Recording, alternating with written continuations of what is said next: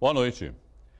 Mais segurança e fluidez no trânsito. A ampliação da única ligação para o litoral sul do estado foi liberada hoje de manhã com a presença do governador. Geraldo Alckmin também falou sobre reforço no policiamento e negou a candidatura à presidência do PSDB. A construção da terceira faixa na Padre Manuel da Nóbrega começou em maio deste ano. A ampliação de 18 quilômetros da rodovia custou 47 milhões de reais ao estado. O trecho ganhou nova sinalização e drenagem. A entrega da obra foi feita pelo governador Geraldo Alckmin. No sentido Planalto-Litoral. Já tínhamos entregue outros 18 quilômetros no sentido Litoral-Planalto, entregando antes do prazo, 5 meses antes do prazo contratual e antes do verão. Segundo a Ecovias, em média, 25 mil veículos passam por aqui diariamente. Esse número duplica nos feriados. Melhorando a mobilidade, dando mais segurança viária, estimulando o emprego e o turismo. Nestas obras foram gerados 500 empregos. Então, uma obra importante, 96 milhões de reais de investimento aqui na Manuel da Nóbrega, Cubatão, São Vicente, Praia Grande. O governador também anunciou reforços na Polícia Civil. Foram nomeados 1.240 policiais civis, 64 delegados, praticamente 300 escrivães e mais de 900 investigadores. E 324 da Polícia Técnico-Científica. Então nós teremos 1.564 policiais civis e da Polícia Científica a mais no estado de São Paulo, e a Baixada é sempre prioridade. Então uma parte deles virá aqui para a região. Por último, Alckmin negou ser candidato à presidência do PSDB. Eu não sou candidato a presidente do partido, nós temos bons nomes, bons quadros. Essa é uma decisão da convenção no dia 9 de dezembro. E depois de uma semana de sol, o tempo voltou a mudar em toda a Baixada. A massa de ar quente que estava estacionada sobre o estado de São Paulo perdeu força e uma nova frente fria chegou à região. Chove e venta forte nesse momento em Santos. E a previsão do Instituto Climatempo para os próximos dias é de muita chuva e queda nas temperaturas. Pelo menos até quarta-feira que vem, a chuva será ininterrupta.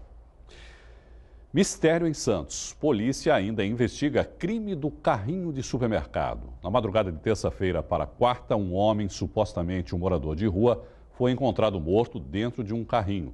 Autor e vítima seguem no anonimato. O assassinato aconteceu no bairro do Estuário. A área foi isolada pela polícia. As imagens do sistema de monitoramento de uma empresa localizada na mesma rua mostram um homem com calça laranja, boné e um objeto na mão no mesmo horário e local do crime. Chamou a atenção porque tá tendo roubo de bateria aqui, adoidado. Viu como eu cheguei cedo para vir trabalhar? Que eu entro cedo, deixo a porta arreada e fico trabalhando lá dentro, até 7 horas que abre. Aí quando eu cheguei aí, que eu encostei o carro aí, o rapaz vinha vindo lá. Quando eu vinha passando por lá pelo canal, ele estava arrastando o carrinho. Aí deixou o carrinho ali e veio por aqui a pé. Aí eu encostei o carro, ele passou por aqui, entrou aqui. Eu pensei que era ladrão de bateria, fui até a esquina. Chegou na esquina, eu fiquei olhando para lá, não vi mais ele, aí peguei, voltei, abri o bar e entrei. Perto do local do crime, havia um colchão, tênis e pedaços de roupas. Esta funcionária de uma transportadora diz que viu o carrinho ao chegar para o trabalho. Como aqui eu conheço a área, eu sei que esses moradores de ruas eles não abandonam o carrinho assim. Eu achei estranho pelo local que estava parado ali. Ainda olhei para o lado, não encontrei, não vi ninguém. E continuei o meu caminho, que é próximo daqui do trabalho. Aí, de repente, quando a gente entrou, fez a passagem de turno, alguém passou gritando que tinha uma pessoa morta ali. Todos nós achamos que era dentro da caçamba. Só que quando nós chegamos aqui no próximo do lado da caçamba, era dentro do carrinho que o morador de rua estava, né? Até o momento, assim, ninguém identificou, ele estava bem, assim, bateram muito nele, porque ele coube dentro de um carrinho de supermercado e estava pingando sangue embaixo do carrinho. Aí eu vi ele estava bem machucado, cheio de facadas. O Ministério Público Federal de Brasília pediu para a Justiça o bloqueio e valores do ex-presidente Luiz Inácio Lula da Silva e do filho caçula Luiz Cláudio. No Brasil em um Minuto, você confere este e outros assuntos. Ministério Público Federal solicitou o bloqueio de 21 milhões e 400 mil reais do ex-presidente Lula e de 2 milhões e meio do filho Luiz Cláudio. Lula é acusado de editar medida provisória para favorecer empresas do setor automotivo em troca de propina. O pedido do MP foi feito dentro de uma ação da Operação Zelotes, em que ele e o filho são réus. A Receita Federal depositou o 6º lote de restituição do imposto de renda. Foram liberados quase 3 bilhões de reais para 2 milhões e meio de contribuintes. A consulta sobre a restituição pode ser feita no site da Receita Federal. O Banco Central divulgou hoje comunicado que alerta para o uso de moedas virtuais. Além de não serem emitidas, não tem qualquer autoridade monetária. Segundo o BC, empresas que negociam ou guardam moedas virtuais em nome de outras pessoas físicas ou jurídicas não são autorizadas, reguladas ou supervisionadas pela instituição. Um levantamento do índice de infestação por Aedes aegypti traz um alerta para surto de dengue na região neste ano. Sobre o assunto, eu converso com o médico infectologista Evaldo Stanislau. Doutor Evaldo, boa noite, obrigado, viu, por participar aqui com a gente. Boa noite. Esse levantamento, doutor Evaldo, realizado em outubro, mostra o risco de surto de dengue em 4 cidades, principalmente: Guarujá, Peruíbe, Itanhaém e São Vicente. O que isso significa? Que esses municípios não estão fazendo a lição de casa, como a gente costuma dizer, doutor Evaldo? Não necessariamente, Irineu. Esse ano nós tivemos um fenômeno atípico, que foi um número muito pequeno de casos de arboviroses, né? Dengue, zika, chikungunya na nossa região e no Brasil como um todo. Não necessariamente porque todo mundo fez a lição de casa, pode haver aí algum fenômeno climatológico, pode haver algum fenômeno ligado ao mosquito. Agora, antes de alguns municípios acharem que bom, fizemos a lição de casa, é bom entender que a gente mora numa região metropolitana e que o fato de termos 4 municípios da região metropolitana com índices de atenção, isso implica numa atenção da região, porque as pessoas circulam muito aqui. As cidades são muito próximas, né, doutor Evaldo? Quer dizer, né, uns trabalham aqui, moram lá, trabalham aqui, quer dizer, esse trânsito é intenso, né? E o mosquito está presente na região. Então, quem leva a doença é a pessoa, o ser humano. Então, quem trabalha em Cubatão e mora em Santos ou vice-versa, pode, por exemplo, levar o mosquito e o vírus. Essa pessoa vai estar infectada, de repente vem para cá, é picada por um outro mosquito que vai transmitir para as pessoas. E amplifica a epidemia. E vai aumentar. Há ainda tempo para tentar evitar esse surto, essa epidemia nas cidades? Olha, esse é um trabalho continuado. Tudo que vai ser feito assim de última hora, o resultado ele sempre ocorre, mas não é tão brilhante quanto uma ação continuada. Então eu acho que as ações continuadas elas têm que ser intensificadas, mas infelizmente se nós tivermos que ter uma epidemia, ela só não vai ocorrer porque a prevalência de anticorpos contra a dengue na nossa população é muito grande, porque grande parte de nós já foi exposto e vai sobrar aí a faixa das crianças ainda suscetíveis. Quais as condições que podem acarretar um aumento nesse surto, nessa epidemia? Bom, em primeiro lugar, as condições climáticas. Se a gente tiver um verão que seja muito quente e úmido, isso é uma condição ideal para que o ciclo do mosquito se complete. Que é normal na região, vamos combinar, né? E já está dando mostras hoje que será, hoje é um dia típico, né? Então, assim, você pega todos aqueles ovos que existem, que estão ali com potencial de completar o ciclo, eles vão completar. E aí você tem as condições de criadouro que são abundantes na nossa região. Aumenta a preocupação em relação às outras doenças? Chikungunya, zika, por exemplo, também, doutor Evaldo? Olha, Irineu, chikungunya é uma preocupação presente. Eu digo e tenho há muito tempo já estado de olho nisso, acho que a gente está sentado num barril de pólvora. A chikungunya, além de poder ser uma doença letal, ela tem um outro componente que vai além da medicina, que é a capacidade de interromper a cadeia de produção. Você imagine aqui na TV Santa Cecília que 20% dos funcionários peguem chikungunya. Essas pessoas ficarão pelo menos alguns meses incapacitadas, inclusive de fazer teclar num computador. Meses. Então, chikungunya é uma doença importante do ponto de vista médico e é uma doença importante do ponto de vista econômico. E acho sim que a nossa região, a doença vem descendo do norte e nordeste, está batendo na porta da região sudeste. Já temos casos adquiridos na nossa própria região em várias cidades e esse potencial me preocupa muito. Nós estamos conversando aqui, estou ouvindo os trovões lá fora, viu, doutor Evaldo? Quer dizer, a coisa não está boa lá fora. Agora, todas essas doenças são transmitidas pelo mesmo mosquito, não é, doutor Evaldo? Quer dizer, então o combate é o mesmo nesse caso? Sim, o Aedes aegypti é um vetor perfeito Ele, inclusive, é o que amedronta as autoridades sanitárias e que motivou uma vacinação importante contra a febre amarela, porque ele pode ser o vetor da dengue, da zika, da chikungunya e da febre amarela num eventual surto urbano que não existe e que a gente não quer que exista. Existe um aumento da resistência do mosquito, que é o vetor? Os pesticidas, de uma maneira geral, ele já aprendeu mecanismos de desenvolvimento, então, de resistência. Então, qual é o melhor caminho para combater? Primeiro, é não deixar ambientes como criadouros, isso é muito difícil.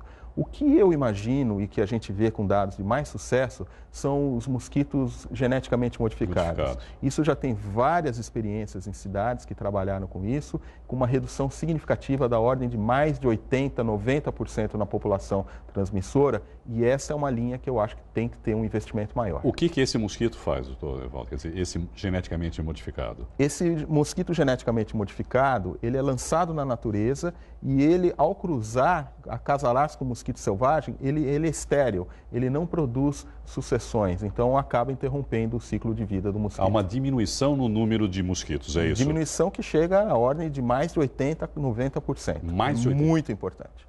Já existe na região esse tipo de trabalho ou não? Não tenho conhecimento, mas existe, por exemplo, um trabalho como esse que foi feito na região de Piracicaba, com grande sucesso. Provavelmente vai ser esse o modelo adotado daqui para frente, não é? Eu não sei te dizer, Irineu, porque o Brasil é um país tão complexo que uma das fábricas, né, desse mosquito, por exemplo, ela está saindo do Brasil agora por falta de condições. Bom, a gente sabe os cuidados que a gente deve ter em relação a isso, mas nunca é demais lembrar, principalmente em casa e no trabalho. Quais são os maiores cuidados para tentar evitar esse aumento na proliferação dos mosquitos, doutor Evaldo? Medidas de proteção individual. O uso de tela, manter o ambiente numa temperatura mais fria que o mosquito não gosta, manga comprida, uso de repelente e evitar os ambientes propícios para a criação do mosquito. Quais são? Aqueles que acumulam água parada. Existe hoje uma vacina, que é uma vacina de eficácia limitada e que outras estão em investigação. Mas medidas de proteção individual e medidas de ambiente são bastante úteis. Só para a gente encerrar, doutor Evaldo, é muito importante que não ocorra automedicação nesses casos, não é? Porque às vezes as pessoas acabam tomando remédio sem nenhum tipo de orientação e isso não é recomendado em nenhum caso. Aspirina, anti-inflamatórias, são medicamentos proscritos. Que é o ácido acetil salicílico. Exatamente. Então, na presença de febre, de sintomas onde você pense que é dengue, e principalmente pessoas com doenças crônicas, mais idosos e crianças pequenas devem procurar orientação médica. Doutor Evaldo, muito obrigado pela entrevista e uma boa noite para o senhor. Boa noite. Será lançado amanhã em Santos, no Centro Espírita Seara de Jesus, o livro Terra de Pioneiros e Benfeitores. O presidente da União das Sociedades Espíritas da Baixada Santista e Vale do Ribeira visitou hoje o Sistema Santa Cecília de Comunicação e falou sobre a obra. Nós estamos resgatando aqueles pioneiros realmente que construíram as casas espíritas em toda a Baixada Santista e Vale do Ribeira. Tem fatos ali relevantes que mostram a tenacidade deles, o empenho, o objetivo deles nessa luta de montar uma instituição. Isso em tempos idos, como o Seara de Jesus foi fundado em 1957. Em relação a essas histórias, quais outras a gente pode contar? Como o primeiro centro, né? O Seara de Jesus completa 60 anos neste dia 17 de novembro. Mas nós temos a trajetória de Maria Máximo, com a fundação do Ismênia de Jesus. Temos no Vale do Ribeira, o Centro Espírita Nosso Lar. Veja, em Jacupiranga, uma casa que presta um serviço que, confesso, que eu não imaginava que na nossa região, da jurisdição da regional, nós tivéssemos uma casa que prestasse esse serviço naquela região.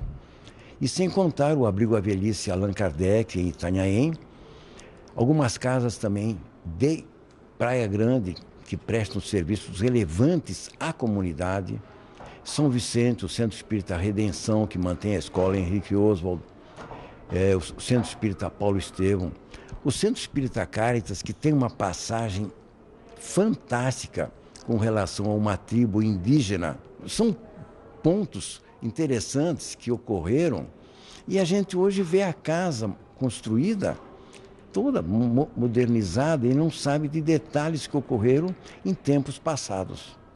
Em São agora a data de lançamento, essa sexta-feira. O que a gente pode falar? O que será realizado? Bem, a data é comemorativa, né, aos 60 anos do Seara de Jesus. O Dr. José Nilson Nunes Freire fará uma palestra, uma saudação a todos. E o ponto importante é que teremos ali familiares dos fundadores, lá em 1957. O lançamento acontece a partir das 7h30 da noite na sede do Centro Espírita Seara de Jesus. O endereço é Avenida Washington Luiz, 443, no Boqueirão. O livro custa R$ 25. As rematrículas dos alunos da Universidade de Santa Cecília já podem ser feitas pela internet com desconto. Os veteranos da Unisanta devem acessar portalaluno.unisanta.br para a rematrícula.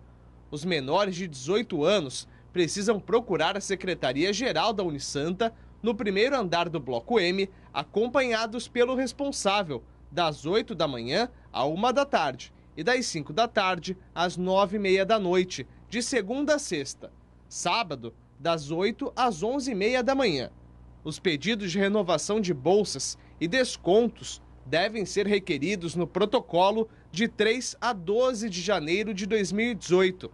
É necessário apresentar, entre outros, cópia de holerite, carteira profissional, imposto de renda e boletim acadêmico com as notas.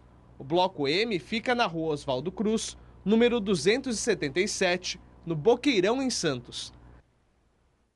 A 15ª edição do Curta Santos começa amanhã. 53 filmes vão ser exibidos. O evento acontece até o dia 23, com uma programação de graça em vários espaços da cidade. E para falar mais sobre esse assunto, eu converso agora com o diretor executivo e geral, Ricardo Vasconcelos. Ricardo, o que as pessoas vão poder conferir nesses dias de evento? Olha, o melhor do cinema nacional está aqui em Santos.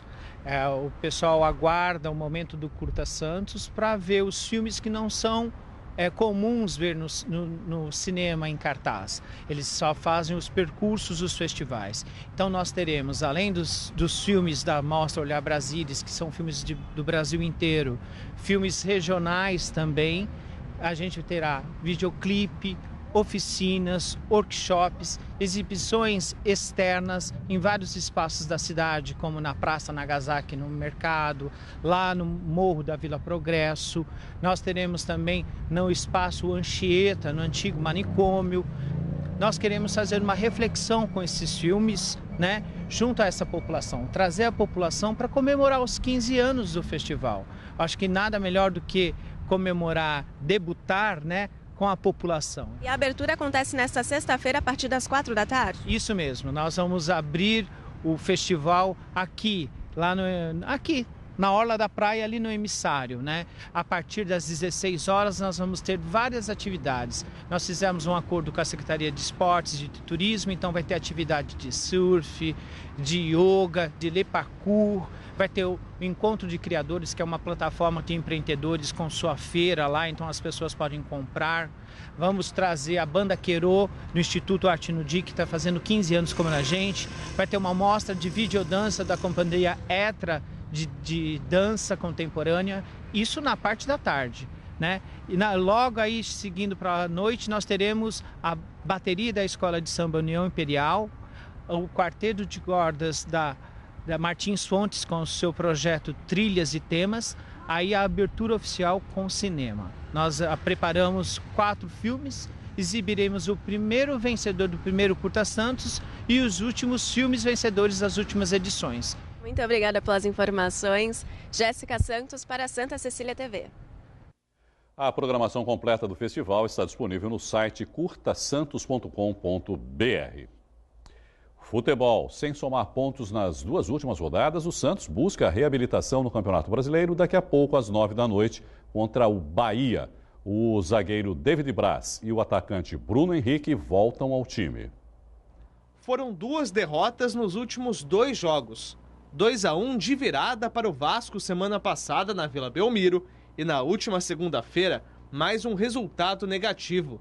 Em Santa Catarina, o Peixe perdeu para a Chapecoense por 2-0. O Santos ocupa a 4ª colocação do Campeonato Brasileiro com 56 pontos.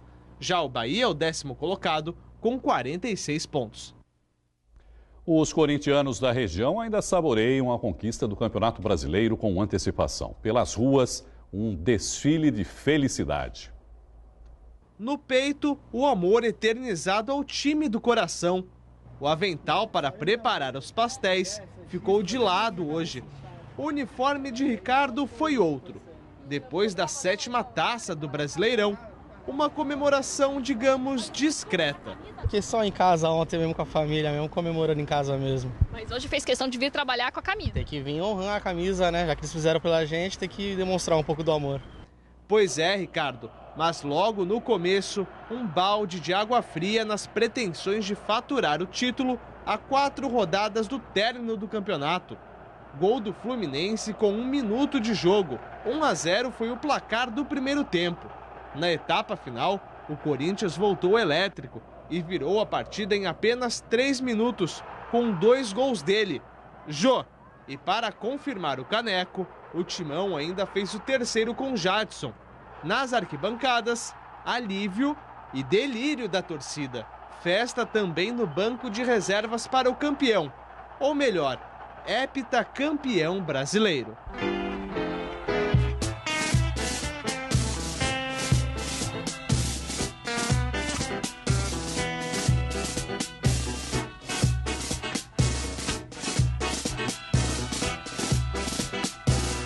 Salve o Corinthians, o campeão dos campeões, eternamente dentro dos nossos corações. A edição de hoje termina aqui. Você continua bem informado no Santa Portal. Uma boa noite e eu espero você amanhã. Tchau.